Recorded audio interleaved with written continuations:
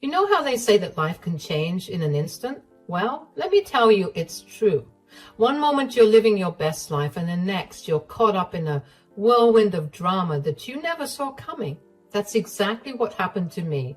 And boy, was it a doozy. Let me start from the beginning. My name's Jenny, 35, female, and I'm originally from Ireland. Growing up, my home life was, well, let's just say it wasn't great. My family was toxic, and I knew I had to get out of there if I wanted any shot at a decent life. So I did what any smart, determined girl would do. I studied my butt off and managed to snag a full-ride scholarship to NYU. Talk about a dream come true. When I first touched down in the Big Apple, I was like a kid in a candy store. Everything was so new and exciting. And for the first time in my life, I felt like I could breathe. I threw myself into my studies, determined to make the most of this opportunity. And you know what? It paid off. I graduated with flying colors and landed an internship at a prestigious law firm. And that's where I met him, Harold. He was this charming, older guy who took me under his wing, showing me the ropes and giving me advice. At first, I thought he was just being nice, you know. But then things started to change between us. We'd grab coffee together, chat about cases, and before I knew it, we were dating. Looking back, I can see all the red flags now, but at the time, I was too caught up in the romance of it all. Harold was my first real boyfriend, and I was head over heels. When he suggested I quit my job at the firm because of a potential conflict of interest, I didn't even hesitate. He promised he'd take care of me, that I didn't need to worry about anything, and like an idiot, I believed him. Fast forward a bit, and we were engaged and married. I thought I was living a fairy tale, but let me tell you, that fairy tale turned into a nightmare really quick. Harold started showing his true colors, and they weren't pretty. He'd put me down, make snide comments about my accent, and act like I was some kind of burden. But I stuck it out, thinking maybe it was just a rough patch, maybe he was just stressed from work. Then boom, the bombshell dropped. I was 29. We'd been married for 3 years at that point, and I stumbled across some texts on Harold's phone. I had suspected him of cheating, but what I found might have been worse. There were baby photos, and get this, a freaking birth certificate.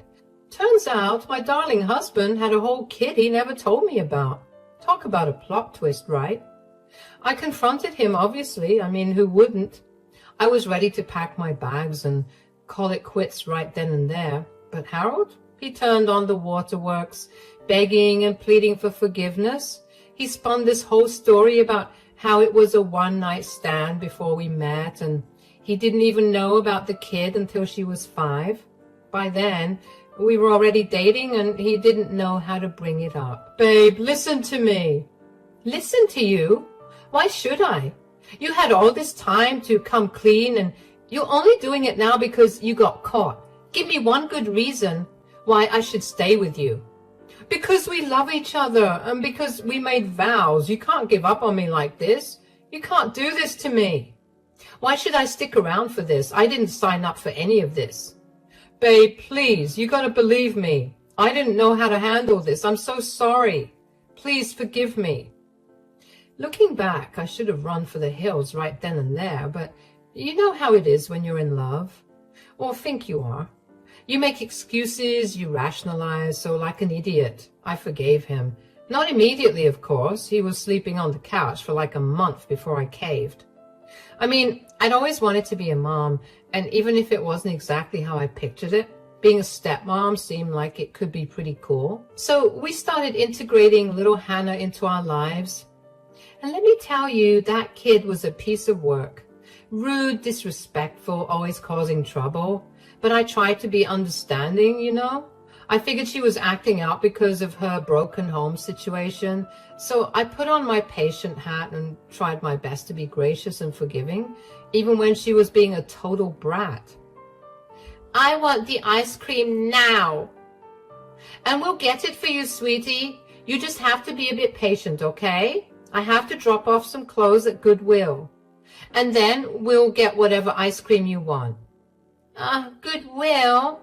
Why do you want to help those poor people? I don't care about them. That's not a very nice thing to say. They are people in need and they need our help. I don't care. I hope they all die. And don't tell me what's nice and what's not nice. You're not my mom. I know, sweetie, but I'm just trying to make you see. Don't call me sweetie, you old hag. You're nothing like my mommy. She's pretty and you're ugly. Why did Dad even marry you? That's enough, you little brat. You better behave before we drop you off the side of the road and not look back. You wouldn't do that to me. Try me, missy. You won't be missed. That's not necessary, babe. That's quite mean. Stay out of it.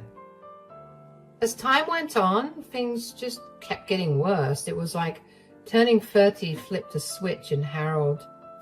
He stopped even pretending to care about me or our marriage.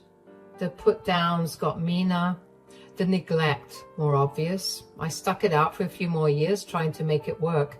But by the time I hit 34, I'd had enough. I finally worked up the courage to file for divorce. Of course, Harold tried to talk me out of it. He cried, he begged, he made all sorts of promises, the works. But this time, I wasn't falling for it. I stood my ground and eventually the divorce was finalized. Harold, we need to talk. What is it now, Jeannie? I'm busy. This can't wait. I want a divorce. Very funny. Now, what do you really want to talk about? I'm serious, Harold. I want a divorce. What? You can't be serious. Why would you want a divorce? What happened? Are you kidding me? Have you not noticed how unhappy I've been? How you've been treating me? What are you talking about? I've given you everything you could want. Everything except respect, Harold. You've been putting me down, ignoring me, treating me like I'm nothing more than a burden to you. That's ridiculous. I've supported you, given you a home, taken care of you. No, Harold, you've controlled me. You made me quit my job and made me dependent on you. That's not support. That's manipulation. Jenny, baby, come on. We can work this out. I'll do better, I promise. I've heard that all before, Harold. Nothing ever changes. Please, Jenny, don't do this. I love you. We can fix this. I'm sorry, Harold, but it's too late for that. I've made up my mind. You can't just decide this on your own. What about everything I've done for you? What about Hannah? Hannah? The daughter you hid from me for years? The one you barely even see? The one you barely even care about? That's not fair. I've been trying with her. No, Harold, you haven't. And that's part of the problem. You make promises you don't keep. To her and to me. Jenny, please, give me one more chance. I'll change, I swear. I'm sorry, Harold. I can't do this anymore. I've already talked to a lawyer. The papers will be ready next week. You've already talked to a lawyer? Behind my back? Yes, I have. Because I knew this is exactly how you'd react. Making it all about you, trying to guilt me into staying. Fine, if that's what you want. But don't come crawling back when you realize what a mistake you're making. Trust me, Harold. This is no mistake. It's the first right decision I've made in a long time. We'll see about that. You'll regret this, Jenny. Mark my words. The only thing I regret is not doing this sooner. Goodbye, Harold. The divorce proceedings came and went fairly easily, if I do say so myself. He was so convinced I'd come crawling back, and I never did. And you know what Harold did then? He vanished. Poof, gone, just like that. The only trace of him was the alimony checks that kept showing up in my account. Other than that, it was like he'd fallen off the face of the earth. So there I was, 35 years old, divorced, and finally feeling like I could breathe again. I was just starting to get my life back on track when my phone rang. Unknown number. I almost didn't answer it, but something told me I should, and boy, was that a mistake. Hello? Is that Jenny?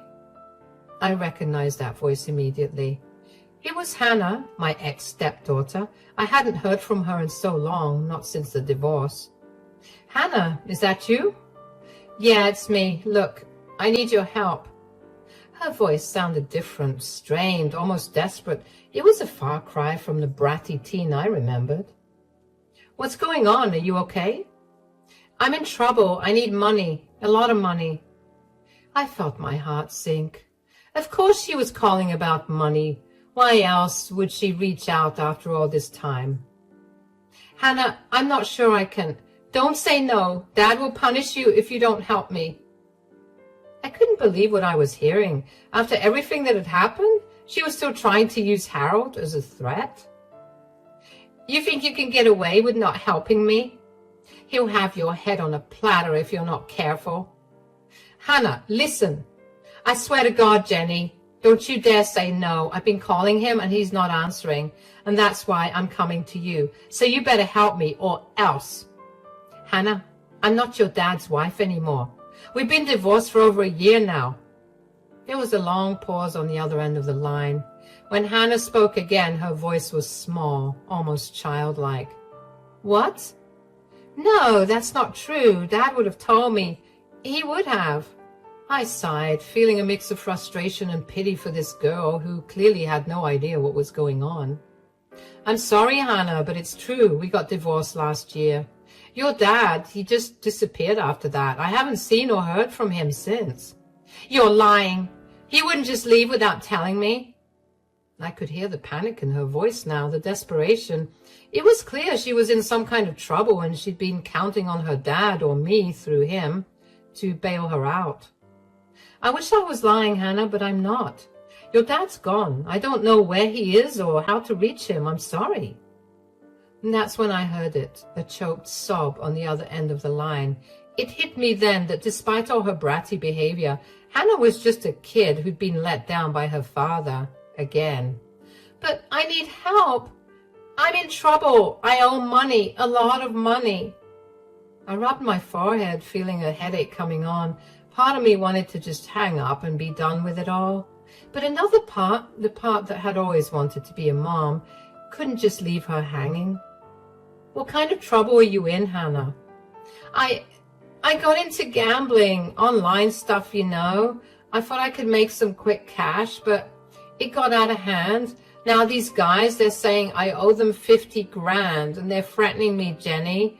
I don't know what to do. 50 grand. Jesus Christ. What had this girl gotten herself into? Hannah, that's a lot of money. I can't just give you $50,000. Where am I going to get that kind of money? I knew you'd be useless. Excuse me? You're a pathetic nobody. No wonder he left you. Actually, it was me who divorced your deadbeat of a dad. Yeah, turns out he wasn't being crappy just to you, sweetheart. Oh, and with the way you're treating me now, I can see that the apple didn't fall far from the tree. As I stood there, phone in hand, listening to Hannah's increasingly desperate insults, I felt something inside me snap. All the patience, all the understanding I've been trying to muster, it just evaporated. Why are you so broke? Why can't you help me? You're so useless. You've always been useless. They're going to kill me, Jenny. And whose fault is that, Hannah? Who decided to gamble away money they didn't have? That's not fair. I made a mistake. I'm sorry, okay? I'm really, really sorry. Sorry doesn't cut it, Hannah. Not this time. Do you have any idea what you're asking of me? $50,000 isn't pocket change. I know. But you're the only one I can turn to. Please, Jenny, I'm begging you. I took a deep breath, trying to calm myself, and I had been planning to help her despite everything, but her attitude and the way she was lashing out, it was too much. You know what, Hannah? I was actually considering helping you. Really? Oh, thank God. I knew you. I said I was considering it, past tense. What? What do you mean? I mean that I've changed my mind. Your behavior right now, the way you're speaking to me, it's unacceptable. No, Jenny, please. I didn't mean to. Save it, Hannah. I'm done. I've put up with your awful behavior for years, always making excuses for you. And I get it. You're a young, dumb kid. But I don't know where you get off talking to people this way. I would always stick up for you, even for your deadbeat of a dad, but I'm not doing it anymore. Jenny, please, I'm sorry. I'll do anything. Goodbye, Hannah. With that, I hung up the phone. My hand was shaking as I navigated to my contacts and blocked her number. As soon as it was done, I felt a wave of emotions wash over me. Relief, guilt, anger, sadness. It was overwhelming. I sank down onto my couch, my mind racing. Had I done the right thing? Part of me felt terrible for abandoning Hannah when she was clearly in trouble. But another part, a stronger part, knew that I had to protect myself. I couldn't keep setting myself on fire to keep others warm. Weeks turned into months. I threw myself into my work, started taking yoga classes, and even began dating again. For the first time in years, I felt like I was living my life for me, not for anyone else. It was about 6 months after that fateful phone call when I ran into an old colleague from the law firm where I had first met Harold. We decided to grab a coffee and catch up. So, how have you been, Tom? Still slaving away at Johnson and Partners? You know it. Someone's got to keep that place running. And how about you? How's life post-Harold treating you? I couldn't help but smile at that. Honestly, it's been great. I feel like I'm finally living my life on my own terms. Tom nodded, but there was something in his expression that made me pause. What is it, Tom? You've got that look. I didn't want to bring it up, but have you heard anything about Harold recently? I felt my stomach clench. Part of me wanted to say no, to change the subject and pretend I didn't care, but curiosity got the better of me. No, I haven't. Why? What's going on? Tom looked uncomfortable, stirring his coffee unnecessarily. Well, it's just rumors, you understand, but word around the office is that he's been struggling. Struggling? How? I felt like I'd been punched in the gut. Despite everything, a part of me still cared about Harold, or at least cared about the man I thought he had been.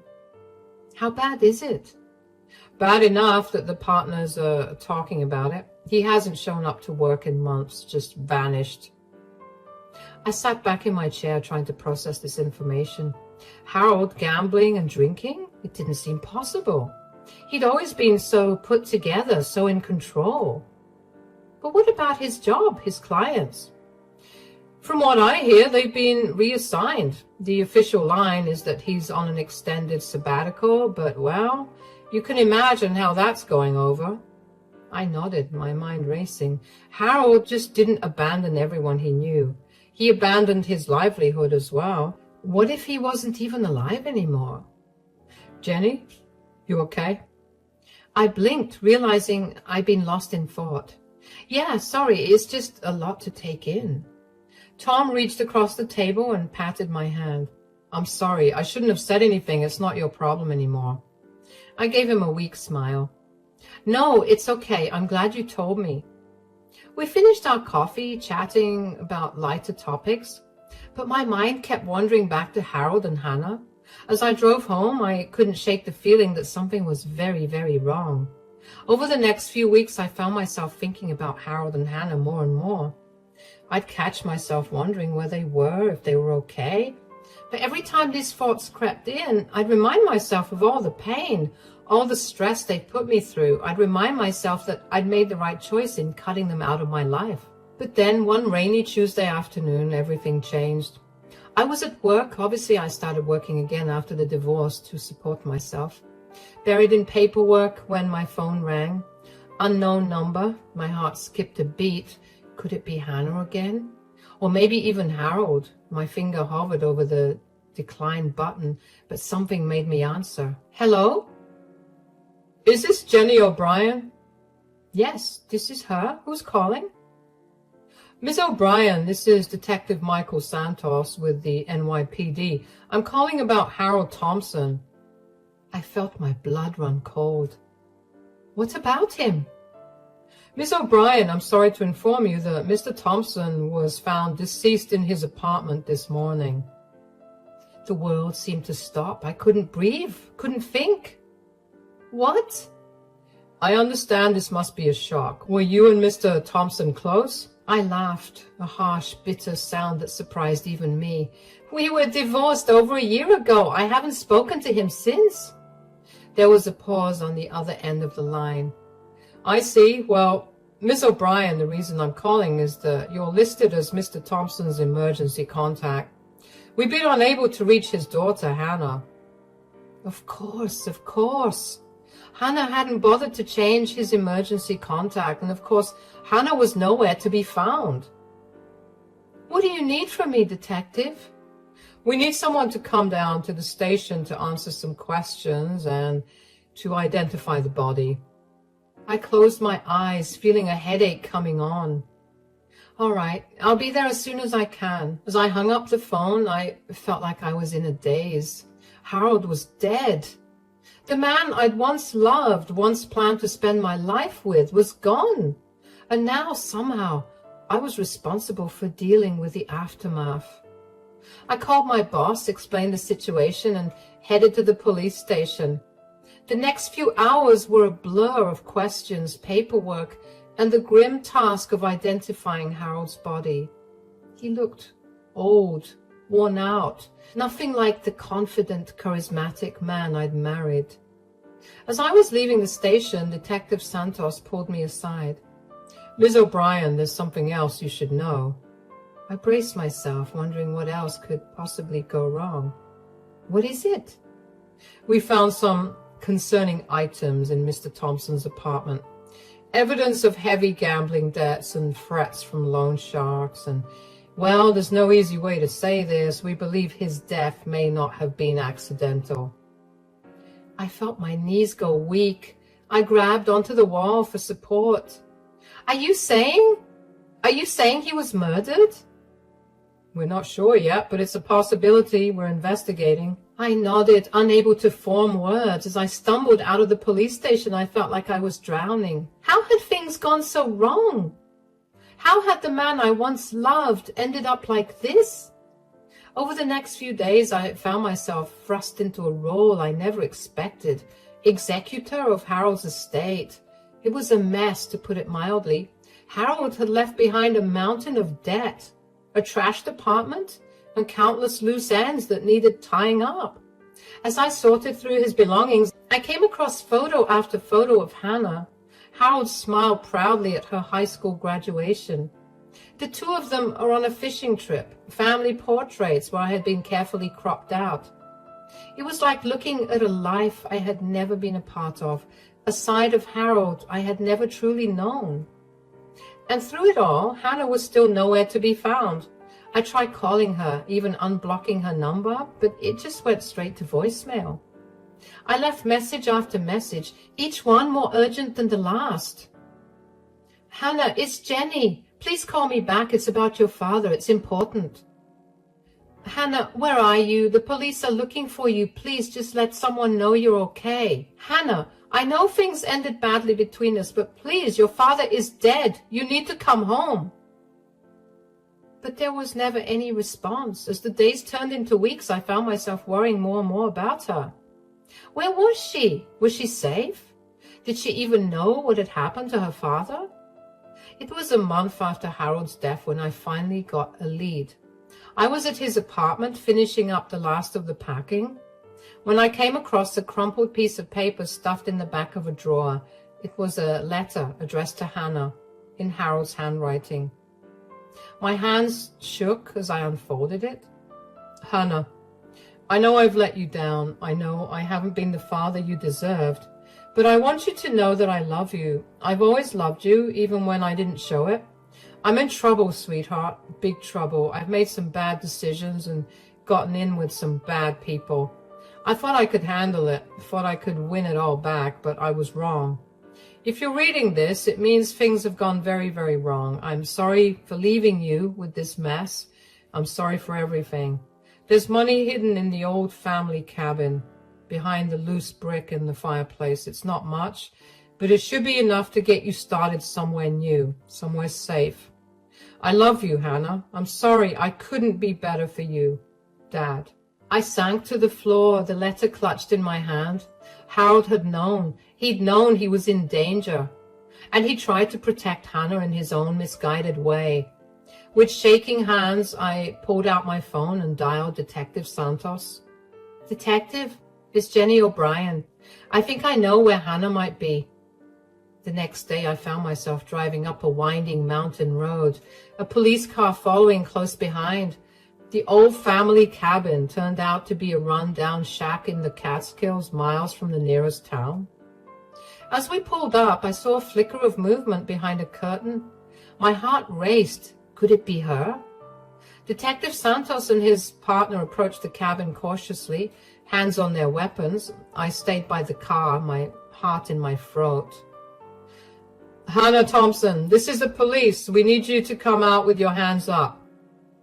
For a long moment, nothing happened, and then, slowly, the door creaked open, and there she was. Hannah looked terrible. Her hair was matted, her clothes were dirty and torn.